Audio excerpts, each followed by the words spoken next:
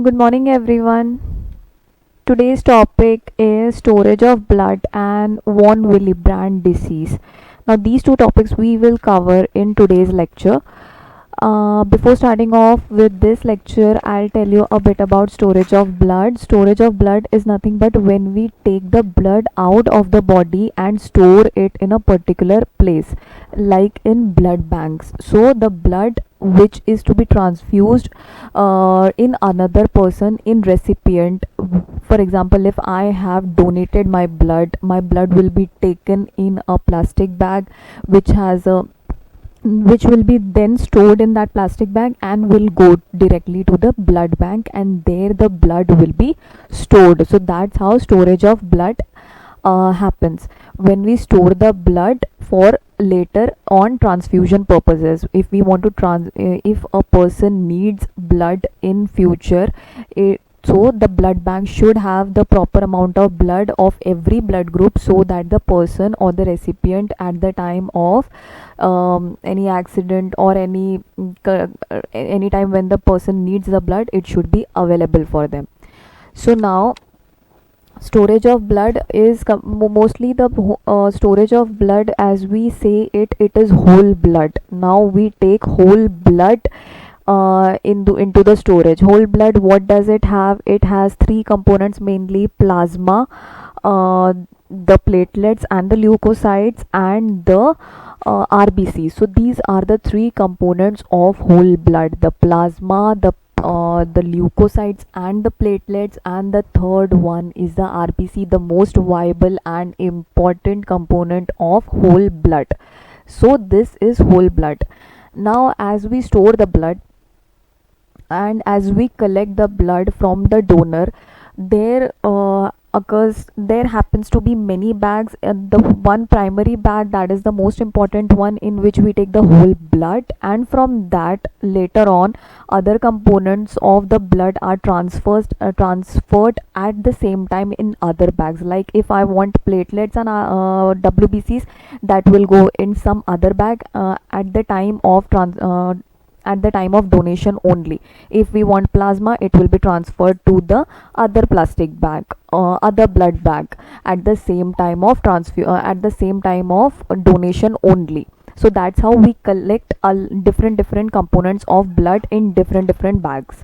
So like I told you, now these all the components, now the whole blood will be stored outside the body. So that means it will not be that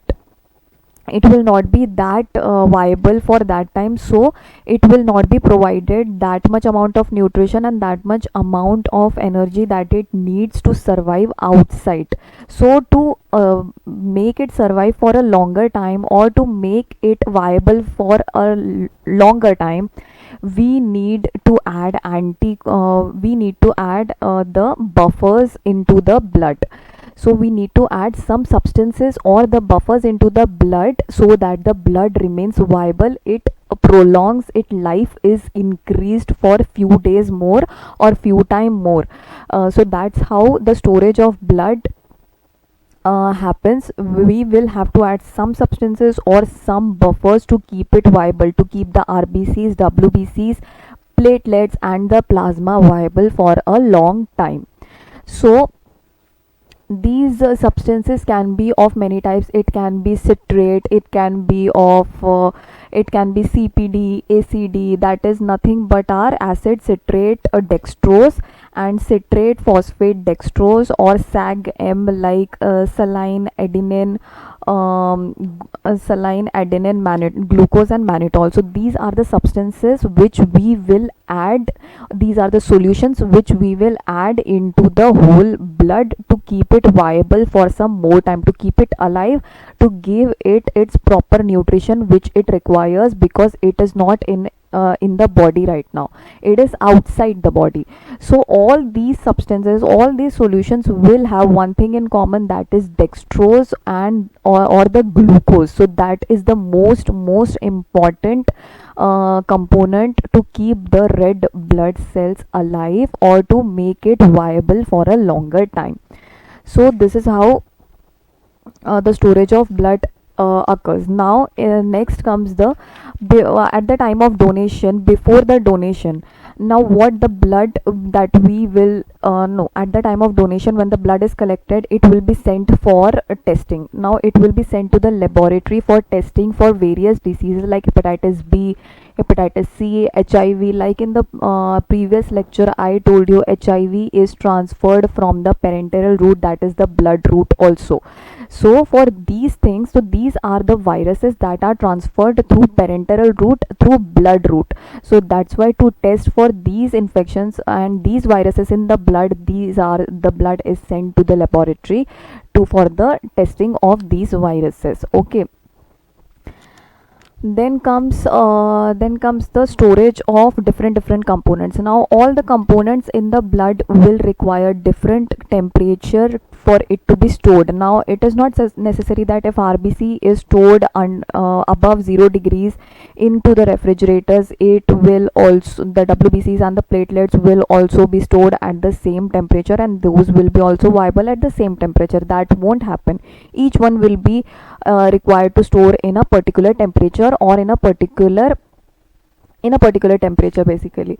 So like RBCs can be stored up to 4 degrees of temperature. It cannot be frozen. RBCs, if frozen, it can form it, the cell membrane of the RBC can rupture. The enzyme activity of the RBC can decrease if we store it in ice form. Now if we freeze the RBCs, for example, if we freeze the RBC and after few days we take it out, and now when the RBC will thaw, like जब RBC पिघलेगा, that is thawing means जब वो अपने normal temperature पे वापस आएगा, तब हो सकता है that those ice crystals of RBC which will come to the normal temperature later can rupture or distort the cell membrane of the RBCs. तो उसकी वजह से cell membrane भी rupture हो सकती है RBC की, and the enzyme activity also can decrease, and it can also denature the very important iron containing protein in it, that is hemoglobin, that can also get damaged due to this. So it will be stored in 4 degrees of temperature, not below that, because below 0 degrees it is going to freeze and that will form ice form. Okay, then comes the platelets are stored in the room temperature. Those have to be stored in the room temperature, and those can remain viable for 5 to 10 days. So that is the viability of platelets for about 5 to 10 days. A viability of RBCs is quite much, that is around 42 days. It can be stored up to 40 to 42 days.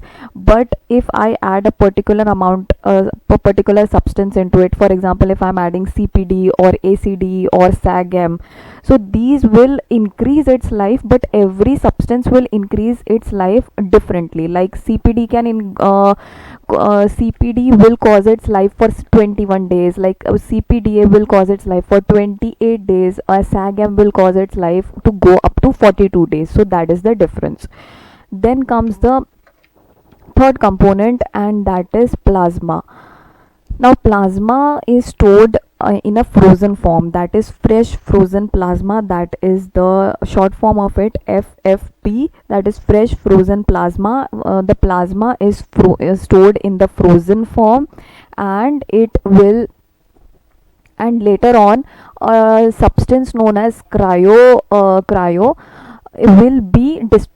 will be like, we will take that substance out from the plasma. That substance will be formed in the plasma when it will be coming out from the frozen form and when we will be thawing it. मतलब जब हम frozen plasma को निकाल के बाहर रखेंगे and जब वो अपने room temperature पे वापस आते रहेगा, it will form a substance known as cryoprecipitate, also known as cryo. Okay, so वो जब substance form होगा, वो substance हम उसमें से बाहर निकाल लेंगे and we will store that substance also. That substance will be required for clotting. Now that substance will have clotting properties in it and also clotting factors in it, which are required in some bleeding bleeding disorders like thrombocytopenic purpura और von Willebrand disease, जिसमें clotting factors कम हो जाते हैं, उसकी वजह से blood clots कम होते हैं बॉडी में, उसकी वजह से अननेसेसरी ब्लीडिंग होते चले जाती है बॉडी में। तो उसको कंट्रोल करने के लिए हमारे बॉडी में क्लॉटिंग फैक्टर्स होते हैं, और वो क्लॉटिंग फैक्टर्स प्रेजेंट होते हैं क्रायोप्रेसिपिटेट में। तो वो अगर हम किसी को देंगे जिनको डिसीज़ है ब्लीडिंग डिसऑर्डर्स, जैसे कि वॉन विलीब्रैंड डिसीज जिसमें कि ब्लीडिंग अननेसेसरीली होती है, तो फिर वो पेशेंट्स के लिए cryoprecipitate is very good component. Okay, so this was the basic about the storage of blood. Now we will look into it in detail. So storage of blood, 1 unit of blood, that is 420 ml. Now 420 ml of blood is considered to be 1 unit of blood. Now 2 units of blood will be just opposite to it, that will be 840 ml. Now that's how we calculate units of blood in terms of ml. Okay, now that can be collected from a donor at the time of all, under all aseptic conditions. Okay, so that can be collected from a donor in all the aseptic conditions, like safely, मतलब कि सारे safety के साथ तुम उसको ये करो, blood लो donor से. Okay, now any individual, any healthy individual can donate 1 unit of blood in every 6 months. That is, one individual can donate 420 ml of blood in every 6 months. Okay, for better and long-term preservation purposes, citrate is used combination with dextrose in the following terms. Now, in the following forms. Now, these are all the preservations and these are all the solutions used to increase the life of blood, for make it live outside the body also. Okay, in vitro, that is outside the body. Now the first one is acid citrate dextrose solution, also known as ACD solution. Now the contents of it are, like the name suggests, citric acid, trisodium citrate, dextrose and distilled water. So these are the contents of ACD, that is acid citrate dextrose solution. Okay, I will tell you about these. I will tell you the indications of the all these substances one by one later on, कि ये हर substance क्यों इसमें add किया जाता है और हर एक substance का क्या different purpose है blood को alive रखने के लिए. Then comes the citrate phosphate dextrose solution. Now one thing, just notice that every solution has dextrose in common, that is glucose in common. Dextrose her solution में आपको दिखेगा, because it is very important to keep the RBCs alive for a long time. I will tell you the reason later. Now the contents of citrate phosphate dextrose adenine solution are trisodium citrate, citric acid, dextrose and adenine. So these are the contents of citrate phosphate dextrose adenine solution. Now these are the percentage of ACD given above. Those are: citric acid is present in 0.48 mg, trisodium citrate will be present in 1.32 mg, dextrose will be present in 1.47 mg and distilled water will be 100 ml. So this is the concentration of each component of ACD that will be given in the blood, that will be put in the blood. Then comes C. As you can see in the picture, this is the whole blood, that is the plastic bag, and this here it is written as whole blood. That means it contains all the components, that is plasma, the platelets, leukocytes, that means the WBCs and the RBCs. So that's why it is written here whole blood. Now here it is written the group. Now as it is the O positive or O blood group, so this is written here. The blood group will be also written here in bold letters. Now downwards it will be written as RH negative. If the person is RH positive, it will be written as RH positive. And volunteer donor, that means the person has willingly donated the blood, अपनी इच्छा से donate किया है. Okay, so this is how. And the plastic bag that you're seeing here, it is made up of a it is made up of a material that allows the proper diffusion of gases and which allows the RBCs to transport the gases very well. So that substances, the material of the bag is very friendly with in in reference to all these things. It will allow the diffusion of gases and transport of gases which is required for its living. Okay, then comes the dextrose. Now coming off to the dextrose component. Now dextrose, that I told you, that is present in each solution, will have a very important function. Why we add dextrose in every solution that we give in whole blood? Now the glucose present in the ACD mixture provides energy for maintenance of sodium potassium pump activity.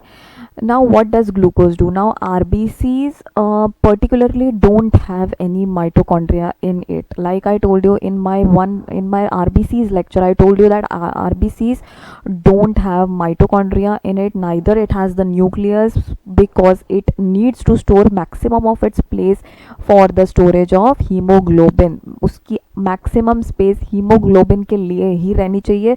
That's why there exists no nucleus and no mitochondria in RBC. Now mitochondria अब अगर इसमें नहीं है तो क्या होगा? Mitochondria नहीं है तो ये ऑक्सीजन यूज करके एनर्जी नहीं बना सकता. Mitochondria is important for making energy through oxygen. ठीक है, तो माइटोकॉन्ड्रिया ही नहीं है तो फिर उससे क्या होगा कि उसको ऑक्सीजन, मतलब आरबीसी खुद का ही ऑक्सीजन यूज नहीं कर पाएगा. it will go and deliver the oxygen to other parts of the body tissues, but it cannot take the oxygen for itself due to the lack of mitochondria. Okay, now अब ये mitochondria नहीं है तो what will RBCs do?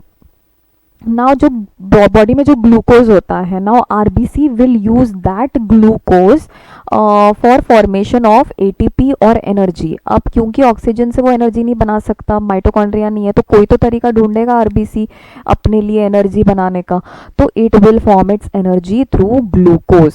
Glucose से ही बनाएगा वो energy, but by the help of lactic acid fermentation. अब lactic acid जो है जब वो फर्मेंट होगा बॉडी में, मतलब कि lactic acid what will it do? It will go, it will break the glucose and it will form the ATP and energy. So that process is known as lactic fermentation, by which lactic acid will break the glucose and convert it from glucose to energy, that is ATP. Okay, so that's how RBCs take up the oxygen, or RBC take up the energy with the help of lactic acid. तो dextrose जब हम body में देंगे तो फिर वो dextrose क्या करेगा? ग्लूकोज अब जब जाएगा तो लैक्टिक एसिड उसे कन्वर्ट करेगा ना एनर्जी के फॉर्म में. उस की वजह से आरबीसी को बाहर इन विट्रो उसका एनर्जी मिलते रहेगी. That's how it will get it's energy from lactic acid. Okay, and it is also important for maintaining the sodium potassium pump activity. Now what is sodium potassium pump? Sodium potassium pump is nothing but a protein required for transferring potassium and sodium ions outside and in across the cell membrane. Basically sodium को sodium potassium pump बाहर लेके जाएगा, potassium को अंदर लेके आएगा through the cell membrane. ये protein की हेल्प से सोडियम और पोटेशियम सेल के अंदर बाहर आ जा सकते हैं. सो that is sodium potassium pump, and the movement of this ions is very important to maintain the cell metabolism and to maintain the size of the cell. Now अगर ये pump activity कम हो गई तो बहुत सारा हो सकता है कि सोडियम अंदर आ जाए, वाटर अंदर आ जाए सेल के, तो उसकी वजह से the size of the cell में increase, the size the cell में swell up and it can hemolyze rapidly. Now hemolyze rapidly matlab it can break rapidly. That means the osmotic fragility of the RBC will increase. In the lecture of RBC I told you what is osmotic fragility. That is nothing but the rate of breaking of RBC. मतलब RBC कितना जल्दी break होता है. अगर fragile ज़्यादा है, मतलब थोड़ा वीक है या फिर थोड़ा ज़्यादा वो वीक है, तो फिर वो जल्दी ब्रेक होगा. That means osmotic fragility is more. Okay, so that's why therefore if glucose is not stored in the blood, the RBC swell up and hemolyze rapidly. Glucose ही नहीं रहेगा तो sodium potassium pump activity hamper हो जाएगी, जो कि responsible है sodium और पोटेशियम के मूवमेंट के लिए across the cell membrane. Now just remember one thing, how the size of the cell is maintained. Now just remember one thing, the content of potassium, the concentration of potassium is always more intracellularly, and the concentration of sodium is always more extracellularly. This is the rule to maintain the cell size, and also the cell metabolism happens through this. That is potassium का content हमेशा इंट्रासेलुलरली ज़्यादा रहेगा, sodium का concentration हमेशा extra cellularly ज़्यादा रहेगा. Now that is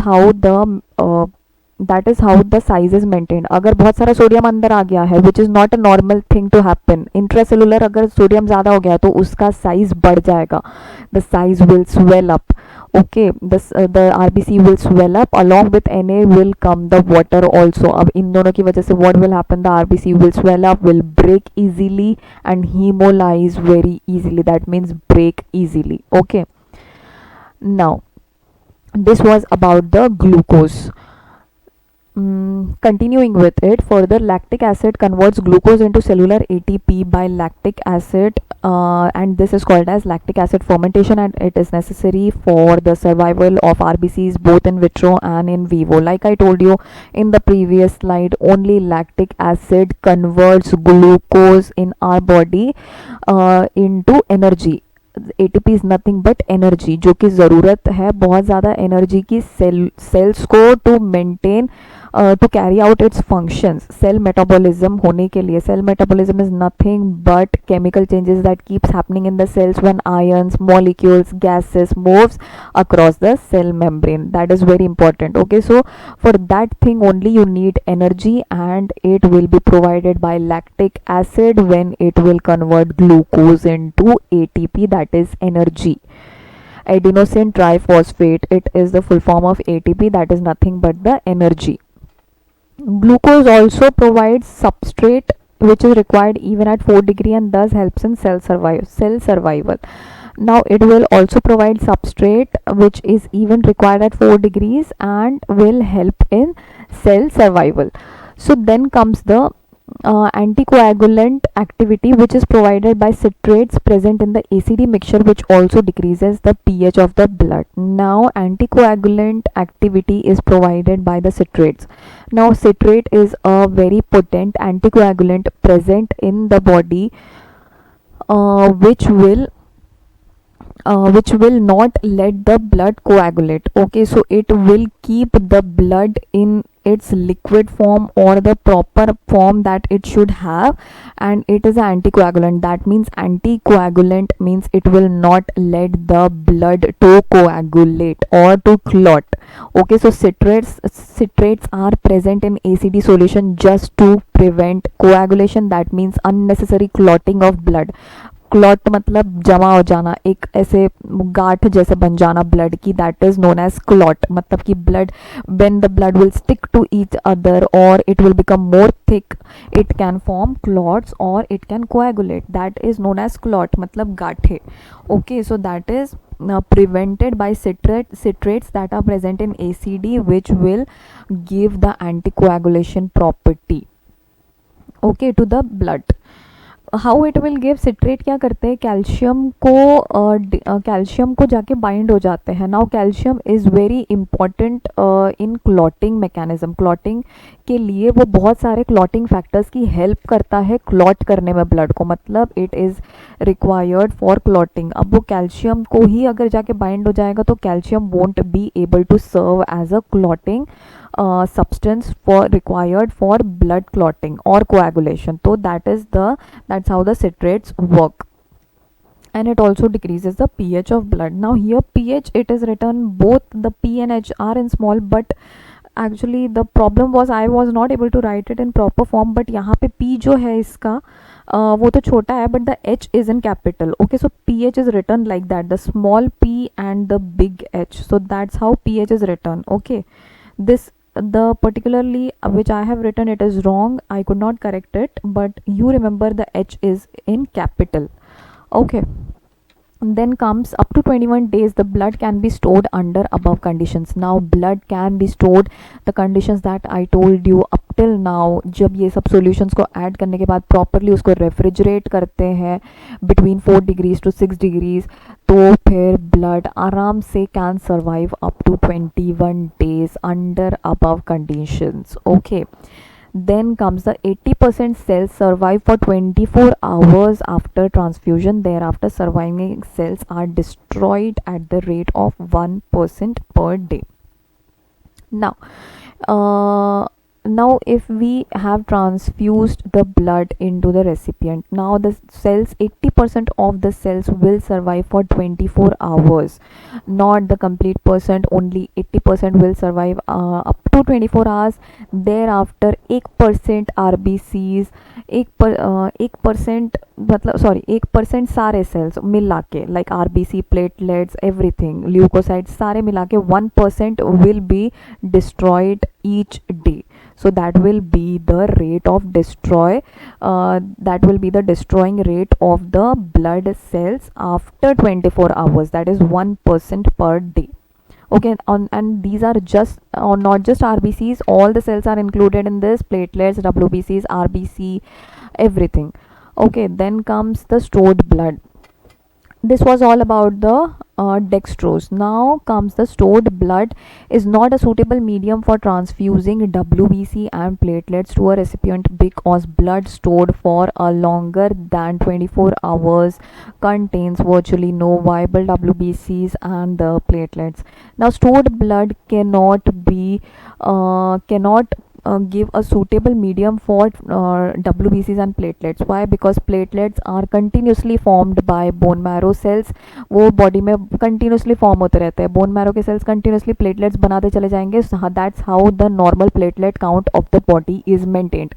Now if you take the platelets out of the body, तो bone marrow के cells तो रहेंगे नहीं, वो वहाँ पे bone marrow बना नहीं पाएगा platelets और ज़्यादा, तो platelets जल्दी से those won't be remaining viable and its life will not be as much as the RBCs because those will be destroyed very fast. and और platelets बनाने के लिए वहाँ पे bone marrow cells नहीं है बाहर outside the body, so bone marrow नहीं बना पाएगा cells platelets.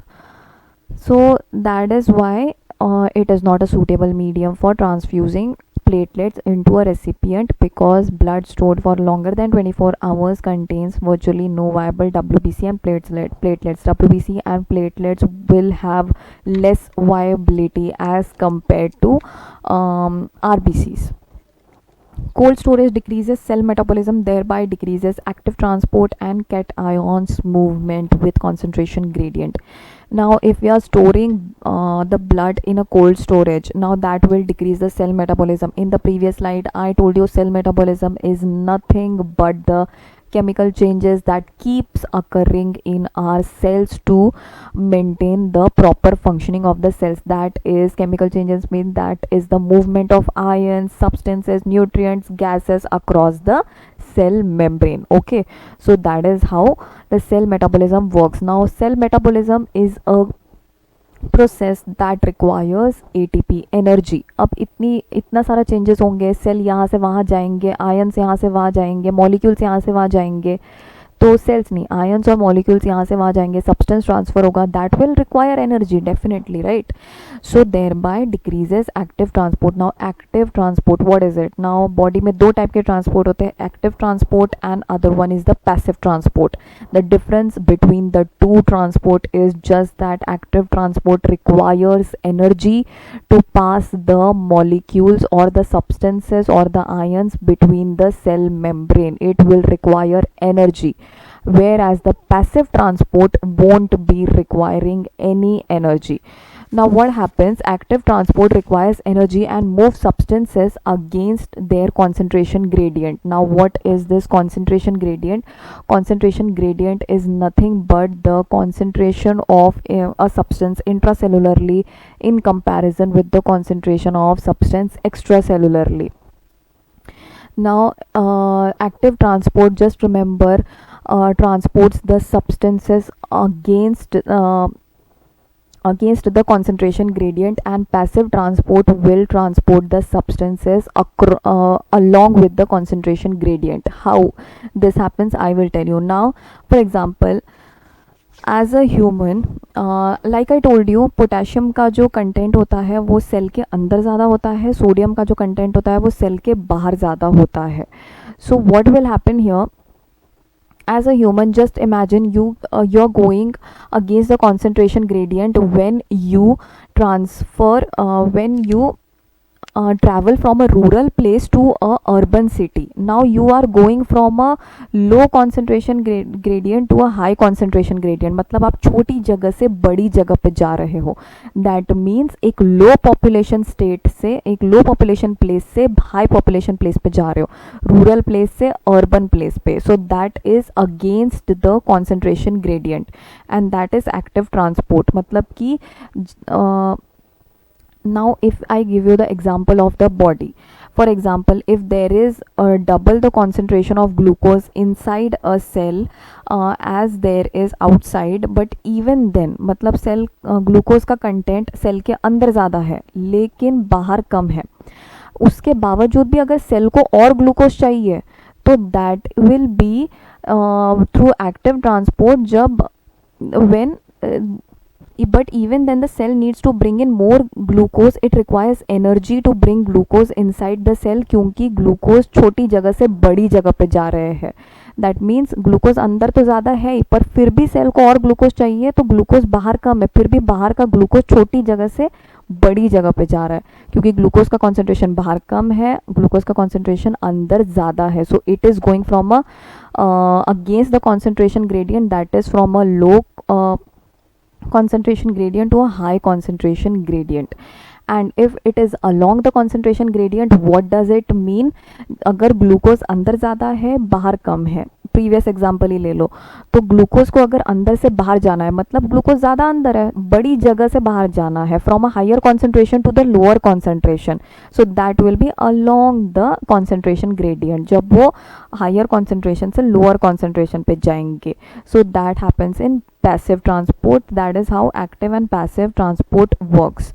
ना यहाँ पे क्या होगा, cold storage decreases cell metabolism, thereby decreases active transport and cations move with concentration gradient. अब जैसे कि मैंने बताया कि एक्टिव ट्रांसपोर्ट में the movement of the substances will be against the concentration gradient, छोटी जगह से बड़ी जगह पे जाएंगे सेल्स, तो फिर इसके लिए obviously they will require energy. अगर बड़ी जगह से छोटी जगह पे आ रहे हैं तो मतलब कि in the passive transport it won't be requiring energy, it will happen without ATP. But अगर छोटी जगह से बड़ी जगह पे जा रहे हैं, ग्लूकोज अगर इनसाइड सेल ज़्यादा है बाहर कम है, लेकिन फिर भी बाहर का ग्लूकोज अंदर डालना है, तो it will require energy. Okay, cell के अंदर अगर और ग्लूकोज डालना है, इट विल रिक्वायर एनर्जी. अब जब ये एनर्जी नहीं रहेगी तो एक्टिव ट्रांसपोर्ट जो है वो नहीं हो पाएगा, and the opposite will happen. Exactly what happens in active transport, that means cations will move with the concentration gradient. Active transport में अगेंस्ट द कॉन्सेंट्रेशन ग्रेडियंट जाते हैं आयंस, लेकिन एक्टिव ट्रांसपोर्ट में अब इसका उल्टा होगा, क्योंकि active transport will not function well, and अब उल्टा होगा, that is substances will move along the concentration gradient. Now will see the example of it. Cell loses K plus, increasing plasma K plus concentration from, now see, just read cell loses potassium. now मैंने कि जैसे बताया कि potassium का content cell में ज़्यादा होता है बाहर कम होता है. what will happen here, cell loses potassium. अब एक्टिव ट्रांसपोर्ट वर्क नहीं कर रहा है, the ions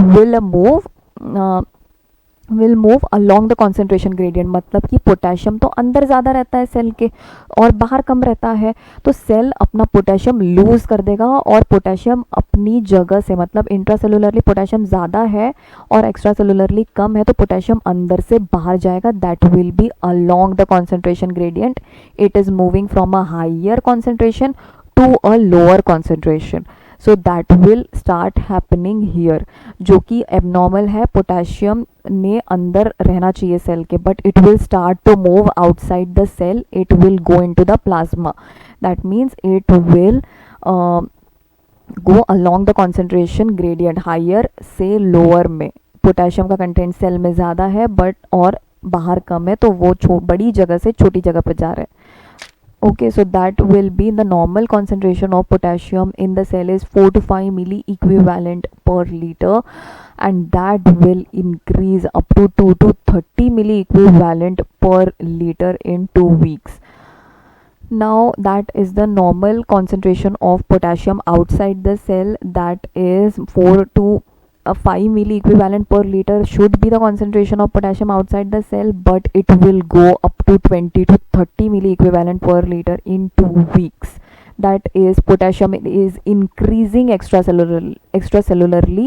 Potassium cell के अंदर से बाहर जा रहा है. Cell is losing its potassium. अब पोटेशियम बाहर जा रहा है तो cell will gain entry of sodium. Now sodium should remain outside the cell more.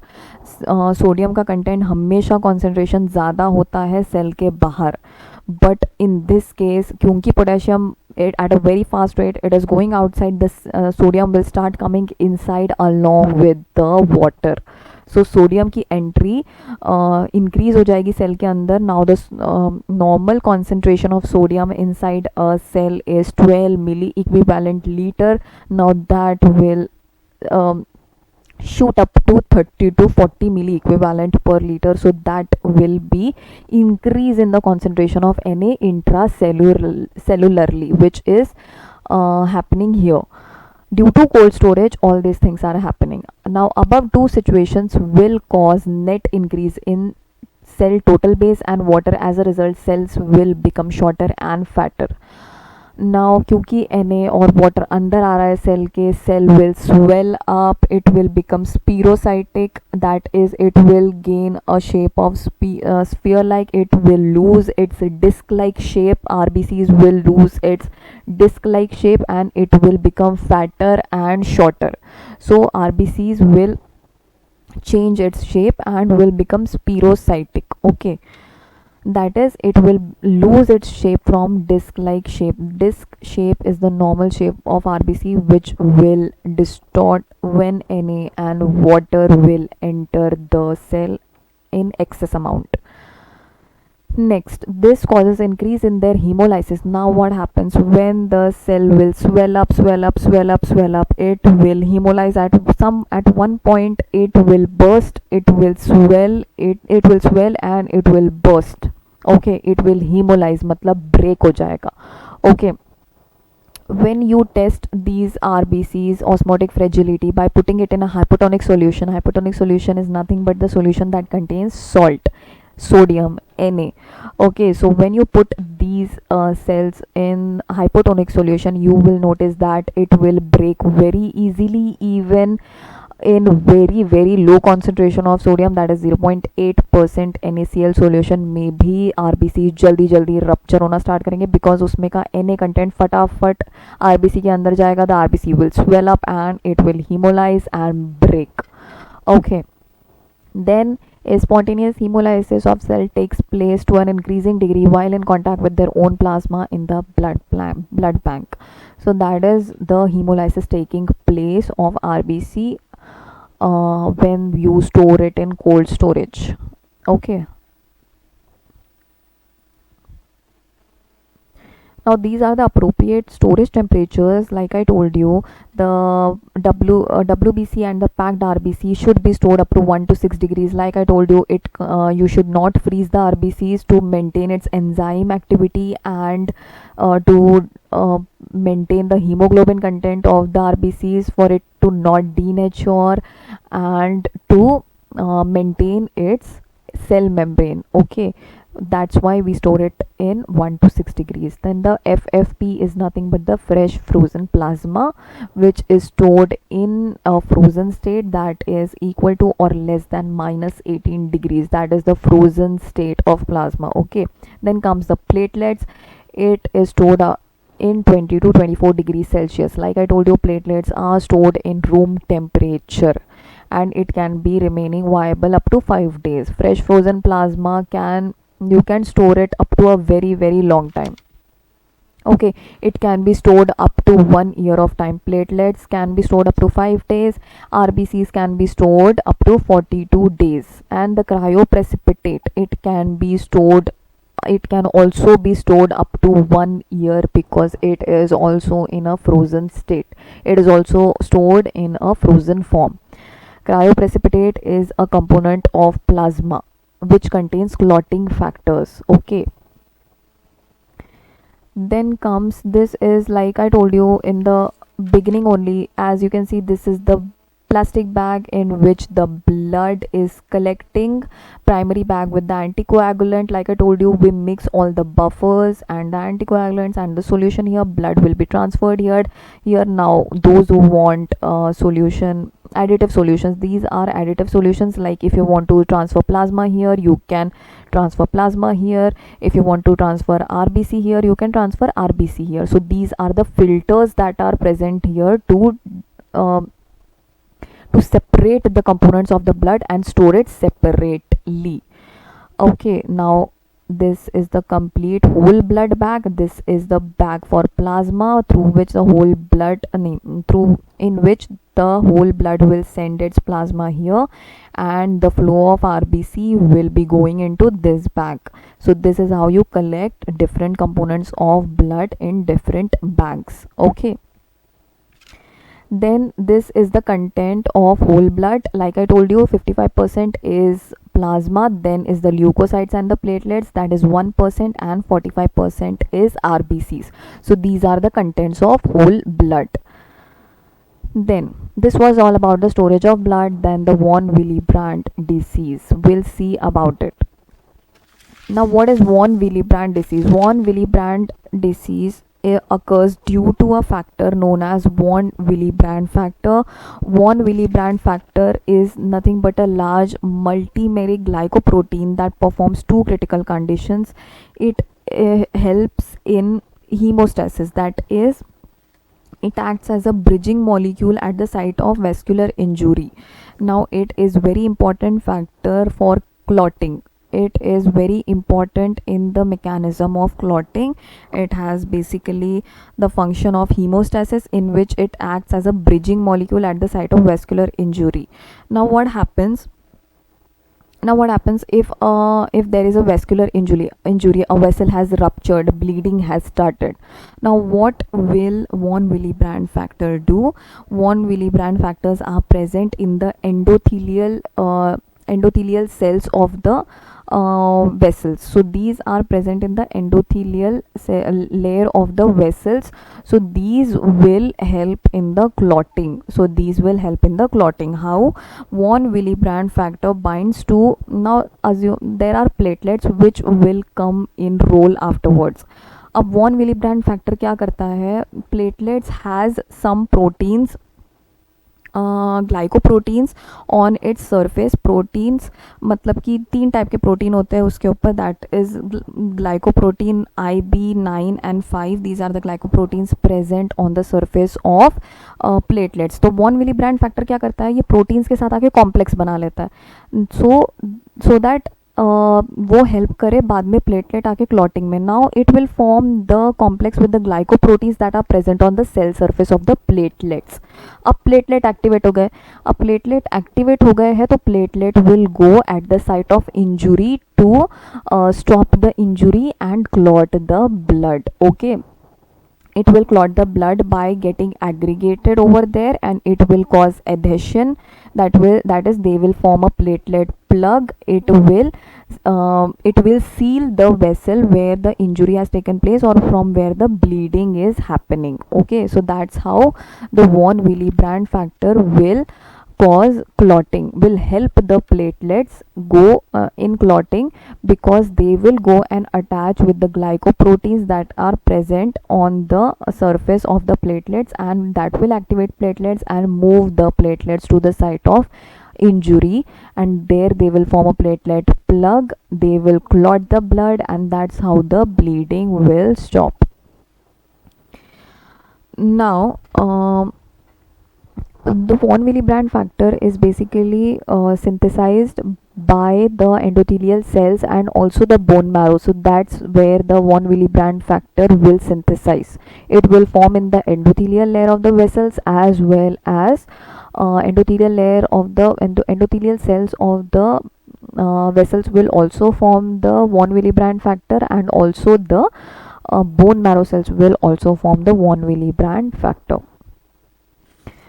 Then comes it also von Willebrand factor also has one function, that it helps factor 8, that is anti-hemophilia factor, in clotting mechanism. It will also help that factor, clotting factor, to perform its clotting mechanism well. Okay. Then comes now the von Willebrand factor, where it can also it is in continuous contact with the blood, right? Now von Willebrand factor is present in the blood. Not even in the vascular injury cases, it can get activated even by the normal blood of our body. So it can normally also form clots in the body because it gets activated just by blood also, not necessarily only by vascular injury. So in normal conditions also it can get activated, but this activity of von Willebrand factor is ceased or prevented or stopped by an enzyme. Okay, so that enzyme is known as ADAMTS. So this was about von Willebrand factor. Then coming off to the disease, von Willebrand, a large multimeric glycoprotein circulates in the blood plasma at concentrations of about 10 mg per ml. This is the normal concentration of von Willebrand factor in the blood. Okay. In response to numerous stimuli, von Willebrand factor is released from storage granules in the platelets and endothelial cells. Like I told you, endothelial cells में von Willebrand factors रहेंगे because they make the von Willebrand factor. Von Willebrand disease is a blood disorder in which the blood does not clot properly. अब जब ये mechanism von Willebrand factor ही नहीं रहेगा तो platelets का functioning weak हो जाएगा. प्लेटलेट्स अब वैस्कुलर इंजुरी की जगह पर नहीं आ पाएंगे और bleeding will continue. So that's how it will indirectly cause bleeding disorders. Blood contains many proteins that help the body to stop bleeding. One of these proteins is known as von Willebrand factor. People with von Willebrand disease either have a low level of von Willebrand factor in the blood, or von Willebrand factor protein doesn't work the way it should. Either they will have a low von Willebrand factor, or they will have no von Willebrand factor, or they will not work properly if present. Then comes normally when a person is injured and starts to bleed, the von Willebrand factor in the blood attaches to small blood cells called platelets. Like I told you, it gets attached to the glycoproteins present on the cell surface of the platelets. This helps the platelets stick together like glue to form a clot at the site of injury and stop bleeding. Like I told you, platelets vascular injury की जगह पे आएंगे, it will stick to each other, form a glue-like structure, a plug, and that will stop the vascular injury. When a person has von Willebrand disease, because the von Willebrand factor doesn't work the way it should, the clot might take longer to form or not form the way it should, and the bleeding might take longer to stop. And then comes this can lead to heavy or hard to stop bleeding. Although rare, the bleeding can be severe enough to damage joints or internal organs or even be life threatening. The bleeding can be more if von Willebrand factor is not at all present in your body. If it is present in the low amounts, that will also not cause that much of problem or that much of bleeding. But if it is not present only, it can cause severe enough injuries to the joints and internal organs. Then comes the types. Type 1 is the most common and the mildest form of von Willebrand disease, in which a person has lower than normal levels of von Willebrand factor. Like the normal amount was around, I think, 10, right? 10 mg per ml. 10 से थोड़ा कम रहेगा in type 1 के patients में. It will be just a bit less than 10 milligram per 10 mg. Then a person with type 1 von Willebrand disease also might have low levels of factor 8, another type of clotting protein. क्योंकि it is von Willebrand factor is also responsible for proper functioning of the factor 8. These patients can also have low levels of factor 8. This should not be confused with hemophilia, in which there are low levels or complete lack of factor 8 but normal levels of von Willebrand factor. Haemophilia में von Willebrand factor बराबर रहेगा but factor 8 कम हो जाएगा या रहेगा ही नहीं. But von Willebrand disease में दोनों ही कम रहेंगे. वॉन विलीब्रांड फैक्टर तो कम रहेगा ही रहेगा बट फैक्टर 8 भी कम रहेगा. That is anti haemophilia factor.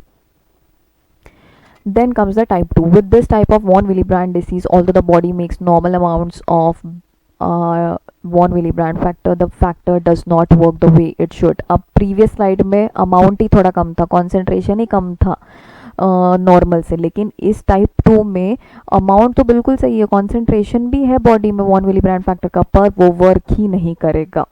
So that is the problem in type 2. Type 2 is further broken down into 4 सब types, 2A, 2B, 2M and 2N. So these are the subtypes of type 2 von Willebrand disease depending on the specific problem with the person's von Willebrand factor. Because the treatment is different for each type, it is important that a person know which subtype he or she has. Each subtype will have a different treatment, so the subtype is important in it is important to know the subtype in the type 2 von Willebrand disease. Type 3, this is the most severe form of von Willebrand disease, in which a person has a very little or no von Willebrand factor and low levels of factor 8. Now person will have almost nil amount of von Willebrand factor in type 3. तो factor रहेगा ही नहीं, या इतना कम रहेगा तो फिर वो purpose ही solve नहीं होगा. The blood won't be able to clot, platelets अपना फंक्शन नहीं कर पाएंगे क्योंकि शॉर्टेज है वॉन विलीब्रांड फैक्टर की बहुत ज़्यादा, या फिर वो फैक्टर है ही नहीं टाइप 3 में. This is the rarest type of von Willebrand disease. Only 3% of people with von Willebrand disease have type 3. This is very rare form and a very severe form. Then comes the causes. Most people who have von Willebrand disease are born with it. It is always inherited or passed down from a parent to child. It is an inherited disorder passed down from a parent to child. You may it almost never happens that you acquire von Willebrand disease after birth or in the later of your life. That almost never happens. Von Willebrand disease can be passed down from either the mother or the father or both to the child. While rare, it is possible for a person to get von Willebrand disease without a family history of the disease. This happens when spontaneous mutation occurs. Only in the case where spontaneous mutation in the gene that is responsible for von Willebrand factor happens to cause mutation in itself, only then you will acquire von Willebrand disease without a family history. Only then spontaneous mutation when occurs in the gene that is responsible for von Willebrand factor, then that means there has been a change in person's gene. Mutation means there has been changes in the normal structure or the normal functioning of the gene. Gene mutate हो गया है, abnormal हो गया है. Only then von Willebrand disease आपको later life में होगी. Only then. Whether the child received the affected gene from a parent or as a result of the mutation once the child has it, the child can later pass it along to his or her children. Now, whether the child received the affected gene from a parent or as a result of mutation. अब दो तरह से von Willebrand disease जा सकती है. That is the inherited one that goes from the parent to the offspring, and the other one is when a mutation occurs, spontaneous mutation of the gene that is responsible to maintain or form the von Willebrand factor. उस gene में अगर mutation हो गया तो ये disease होगी, but दोनों ही case में आगे पास ऑन होगा वो डिसीज उनके ऑफस्प्रिंग में. Okay, the type of von Willebrand disease that you have depends on whether one or both of your parents have passed a mutated gene on to you.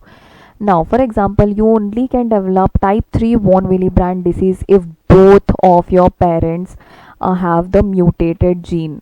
But if only one of your parent has the mutated gene of von Willebrand factor, you will only develop type 1 and type 2 von Willebrand disease. Now, that is known as if both the parents have the mutated gene and it is transferred to the offspring, it is known as autosomal recessive type of a disease, autosomal recessive. And if only one parent has the mutated gene and the other parent is normal, even then the disease is transferred to the offspring, it is known as autosomal recessive or autosomal dominant type. Okay. Rarely, a person who is not born with von Willebrand disease can acquire it or have it first occur in the later life. This can happen when a person's own immune system destroys his or her von Willebrand factor, often as a result of use of a medication or as a result of another disease. You can also later acquire it when your own body cells or your own antibody starts to destroy this von Willebrand factor. It can happen in autoimmune diseases. Only then you can, or in with the use of some medication, von Willebrand factor will be destroyed. Only then you can acquire it in the later life. If von Willebrand factor is acquired, meaning it was not inherited from a parent, it cannot be passed to any of their children. So this is the diagram. Just see here, this is the purple one is our von Willebrand factor, the yellow one, the cubic structures, are the factor 8. Now when these two will form a complex, it will promote the hemostasis, that is platelet plug formation. It will promote the clotting mechanism, it promotes the coagulation. So that is how von Willebrand factor will help factor 8 function well. Okay, so when this will attach to the factor 8, it can cause the clotting or the coagulation well. This is the site of injury. Okay, vascular injury, in the vascular injury. Then comes the sign and symptoms: frequent or hard to stop nosebleeds. People with von Willebrand disease have nosebleeds that start without injury, occur often, usually 5 times or more than a year, last more than 10 minutes, needs packing. Now these will have very hard to stop nosebleeds. Bleeding is the common symptom in this patient, and bleeding is only the symptom in these patients. Nosebleeds are very common. It can happen without injury, it can be spontaneous, it can be lasting for more than 10 minutes. So this was the first symptom. Then the second one is heavy menstrual bleeding. Women with von Willebrand disease might have heavy menstrual bleeds, during which clots are larger than the size, and the diagnosis of anemia is made as a result of bleeding from heavy periods. So this will also cause women will be more at the receiving end for the problems of the bleeding, because they will also have menstrual cycles every month. So that will also cause more bleeding. The bleeding will be more than usual, more than the normal. So women will have the consequences more as compared to men due to the menstrual cycles. Then comes lower than normal bleeding after injury, surgery, childbirth or dental work. Women will have more bleeding problems, and the complications will be more in women because they are also going through menstrual cycles, childbirth and pregnancy. So at the time of childbirth also, von Willebrand factor, von Willebrand disease will cause heavy bleeding. So it will also cause very much of blood to lose and heavy bleeding during childbirth along with the menstrual cycles. Then diagnosis: how will you diagnose it? Positive bleeding history since childhood, reduced von Willebrand factor activity in the plasma, history of bleeding in the family, von Willebrand factor antigen, and the presence of factor 8. von Willebrand factor antigen के नीचे यहाँ पे the 5th point written here is the factor 8. Okay, if you can't see. Then the treatment, the type of treatment prescribed for von Willebrand disease depends on the type and the severity of the disease. For minor bleeds, treatment might not be needed. The commonly used treatments are desmopressin acetate injection. It is now desmopressin acetate. What will it do when you inject it in your vein? It will start making more it will work by making the body release more von Willebrand factor into the blood. It helps increase the level of factor 8 in the blood as well. It will work by making the body release more von Willebrand factor. Okay, desmopressin acetate injection intravenously. Then comes the desmopressin acetate nasal spray, is used to treat people with milder forms of von Willebrand disease, it works by making the body release more. This also has the same function like the desmopressin acetate injection. It will make body release more von Willebrand factor. Then comes the factor replacement therapy. Now recombinant VWF. Now recombinant von Willebrand factor. The recombinant word is replacing or giving the new von Willebrand factor, and medicines rich in von Willebrand factor and factor 8 are used to treat people with more severe forms of von Willebrand disease, or the people who do not respond to the desmopressin acetate treatment. These medicines are injected into a vein in the arm to replace the missing factor in the blood. बाहर से recombinant von Willebrand factor दिया जा रहा है, बाहर का recombinant factor दिया जा रहा है और मेडिसिन दी जा रही है जिसमें वॉन विलीब्रांड फैक्टर का अमाउंट ज़्यादा है और which are rich in the von Willebrand factor. So these are given intravenously to replace the missing factor in the blood. Antifibrinolytic drugs. These drugs are either injected or taken orally to help slow or prevent the breakdown of blood clots. Now antifibrinolytic drugs. Now what are antifibrinolytic drugs? These will prevent the fibrin to break down. Now fibrin is responsible for clotting. Fibrin is very much important in clotting mechanism. So antifibrinolytic fibrin का breakdown नहीं होने देंगे, so that fibrin is available to make the blood clot, और fibrin will be there to stop the bleeding and clot the blood. Okay, so that's how antifibrinolytic drugs will work. Birth control pills can increase the level of von Willebrand factor and factor 8 in the blood and can reduce menstrual blood loss. Now these birth control pills contain estrogen in it, and estrogen is known to make more von Willebrand factor in the endothelial cell. It will cause the endothelial cells to make more von Willebrand factor in the body, and it will also increase the endothelial cell replication, so that endothelial cells जब ज़्यादा बढ़ेंगे तो von Willebrand factor भी ज़्यादा बनेगा. So that's how the birth control pills will work. Now these are the drugs to avoid in von Willebrand. Only one, this is the NSAIDs. The aspirin comes in that only. NSAIDs, just remember, non-steroidal anti-inflammatory drugs. Okay, so these are to be avoided in von Willebrand disease because these drugs can cause bleeding or can worsen the bleeding. So this is the very basic diagram. In healthy individual, bleeding stops, platelets stick together. Now you can see here the blue ones are the platelets, these are the red blood cells. This is the vessel, the big one is the vessel.